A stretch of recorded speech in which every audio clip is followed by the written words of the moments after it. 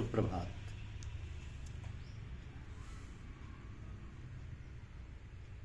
दो तरह के कर्म, दो तरह के कर्म, जन्मारंभ के कर्म और भोगदायक कर्म। जिन कर्मों से ऊंचे नीचे योनियों में जन्म होता है वह जन्मारंभक कर्म कहलाते हैं, और जिन कर्मों से सुख दुख भोग होता है वे भोगदायक कर्म कहलाते हैं। तो भोगदायक कर्म अनुकूल प्रतिकूल परिस्थिति को पैदा करते हैं, जिसको गीता में अनिष्ट, इष्ट और मिश्र नाम से कहा गया है। गहरी दृष्टि से देखा जाए तो मात्र कर्म भोगदायक होते हैं, अर्थात जन्मारंभक कर्मों से भी भोग होता है और भोगदायक कर्मों से भी भोग होता है। तो जैसे उसका उत्तम कुल में जन्म होता है उसका आदर होता है, सत्कार होता है, और जिसका नीचे कुल में जन्म होता है उसका निरादर होता है, तिरस्कार होता है, ऐसे ही अनुकूल परिस्थिति वाले का आदर होता है और प्रतिकूल परिस्थिति वाले का निरादर होता है।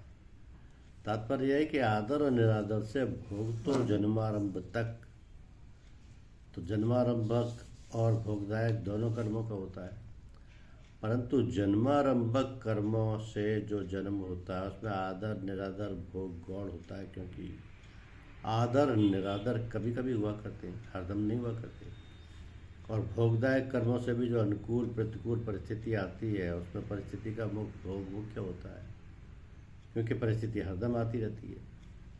तो भोगदायक कर्मों का सदुपयोग दुरुपयोग करने में मनुष्य मात्र स्वतंत्र है, अर्थात वह अनुकूल प्रतिकूल परिस्थितियों में सुख दुखी भी हो सकता है और उसको साधन सामग्री भी बना सकता है। जो अनुकूल प्रतिकूल परिस्थिति में सुखी दुखी होते हैं वह मूर्ख होते हैं, और जो उसको साधन सामग्री बनाते हैं वो बुद्धिमान साधक होते हैं। कारण कि मनुष्य जन्म परमात्मा की प्राप्ति के लिए ही मिला है, अतः उसमें से जो भी अनुकूल या प्रतिकूल परिस्थिति आती है वो सब साधन सामग्री है।